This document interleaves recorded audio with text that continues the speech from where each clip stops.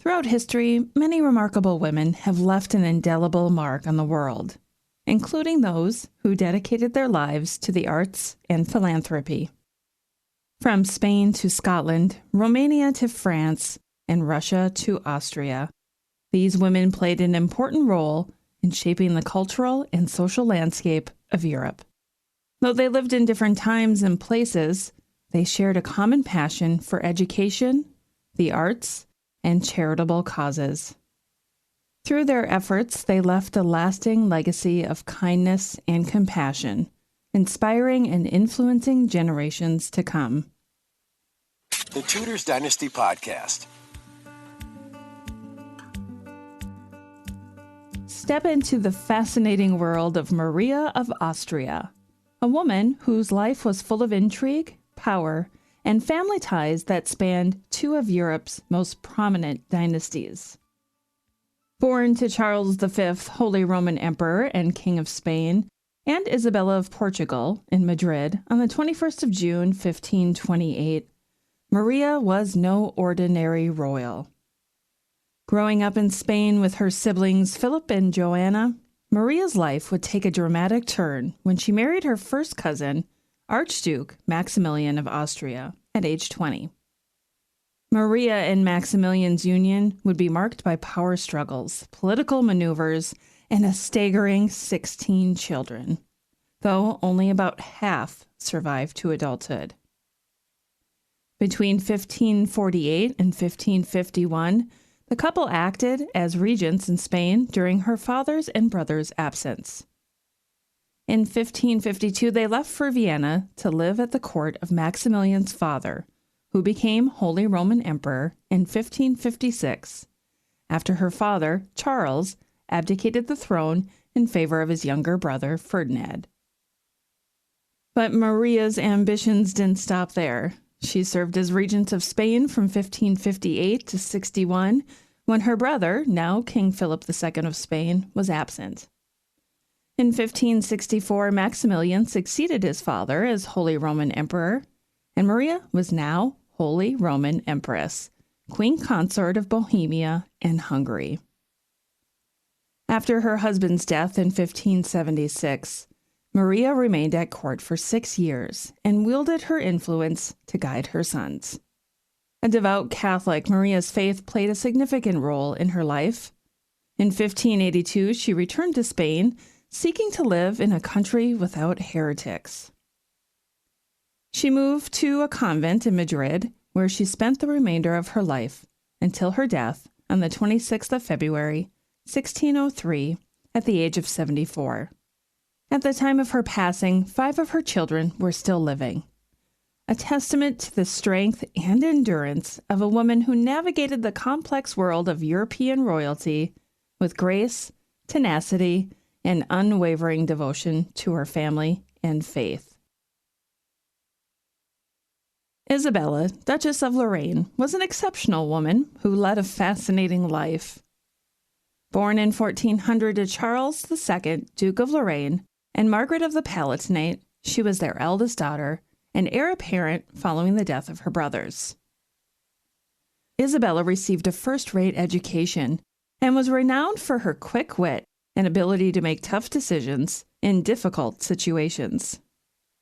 In 1420, Isabella married René of Anjou to unite Lorraine and Bar, and the couple went on to have 10 children, though not all survived into adulthood. Isabella became Duchess of Lorraine in her own right in 1431, and in 1435 she became Queen of Naples through her marriage to René. When her husband was imprisoned, Isabella ruled Naples and his dominions in France as regent for 3 years, demonstrating her impressive political acumen. Isabella appointed her eldest son as governor-general in Lorraine in 1445, so she could retire. She died on the 23rd of February, 1453, at the age of 53. Her daughter, Margaret, married Henry VI of England and became a major participant in the English Wars of the Roses, adding yet another interesting chapter to Isabella's remarkable story. Additionally, Isabella was a patron of the arts and played a crucial role in the development of the Renaissance in Northern Europe, commissioning many works of art and architecture that are still admired to this day. Elizabeth of Wied, also known as Carmen Sylva, was a fascinating woman and accomplished writer who became the Queen of Romania when she married King Carol I in 1869.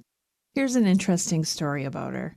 Elizabeth was a prolific writer, and one of her most famous works is a collection of fairy tales called Die drei Grazien, the Three Graces. In one of her stories called Der kleine Schutzgeist, the little guardian spirit, Elizabeth tells a story of a young girl who is visited by a spirit who protects her from harm. One day, Elizabeth was traveling with her husband, King Carol I, when they were caught in a severe storm. The storm was so intense that it caused a large tree to fall across the road, blocking their way. The king and queen were forced to stop their carriage and wait for help to arrive. As they waited, Elizabeth remembered the story of the little guardian spirit and began to recite it to her husband. As she spoke, the rain began to lighten and the clouds began to part. Suddenly, a bolt of lightning struck the fallen tree, splitting it in two and clearing the way for the king and queen to continue their journey. The incident became known as the Miracle of the Thunderbolt, and many people saw it as a divine intervention. Elizabeth was hailed as a miracle worker, and her reputation as a mystic and visionary grew from then on. Elizabeth's literary and poetic works, as well as her advocacy for social and political causes, such as women's rights and the protection of the environment, made her a beloved figure in Romania and throughout Europe. Her influence extended beyond her time as queen, and her legacy as a writer and visionary continues to inspire people today.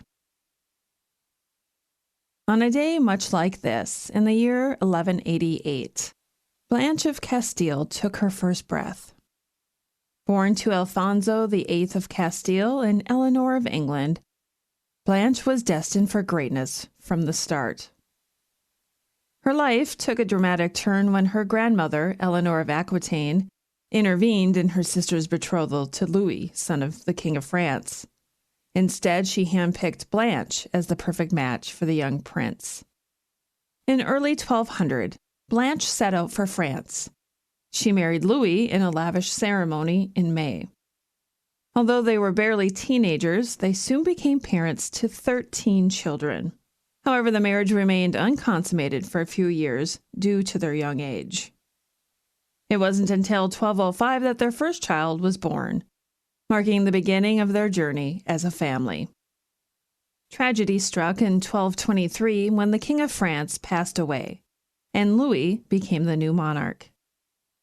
Blanche stood by his side, jointly crowned with him in August. But their happiness was short-lived, as Louis died just 3 years later, leaving Blanche as regent for their young son, Louis IX. Blanche proved to be a force to be reckoned with as she took on the role of regent for France. She forced the barons to accept her son's rule and even fended off English forces during a rebellion by Henry III in 1230. Despite her impressive leadership skills, Blanche was a challenging woman to please. She controlled her son with an iron grip, and her relationship with her daughter-in-law, Margaret of Provence, was far from cordial. In 1248, Louis set out on crusade, leaving Blanche as regent once again. But her time in power ended when she passed away on the 27th of November, 1252, at the age of 64. Upon hearing the news of her death, Louis remained silent for 2 days, a testament to Blanche's impact on his life and reign. In the bustling palace of Westminster in London, a princess was born. She was named Joan of England and was the youngest of 5 children to King John and his wife, Isabella of Angoulême. Despite her tender age, Joan was thrust into the world of politics and diplomacy when she was married off to Alexander II, King of Scots, at just 13 years old. The union was arranged as part of a peace treaty between England and Scotland, And although she was wed at a young age, Joan had no children with Alexander. Joan had many talents, and her love for the arts was well known. She was a gifted harpist and had a passion for embroidery. Her philanthropic work balanced her artistic pursuits, and she was highly regarded for her charitable contributions. She established a hospital for the poor in Nottingham, supported religious orders, and championed other noble causes. Tragically, Joan's life was cut short. She passed away at the young age of 27, leaving behind a legacy of grace and kindness. Her final resting place was in the Church of the Blackfriars in London. Though her time on earth was brief, Joan's story inspires and fascinates generations. And that concludes this week in royal history. I hope you enjoyed the show. I'd like to give a special shout out to my newest patron, Joanna. Thank you so much for your support. And thank you so much to the support of all of my existing patrons as well. If you'd like to show your love for the show, I'd love it if you'd become a patron over on Patreon. You can find the link in the show notes. Until next time, I'm Rebecca Larson. Thanks for listening to this episode of the Tudors Dynasty Podcast. You can follow and support the Tudors Dynasty Podcast on Facebook, Twitter, Instagram, and Patreon @Tudors Dynasty.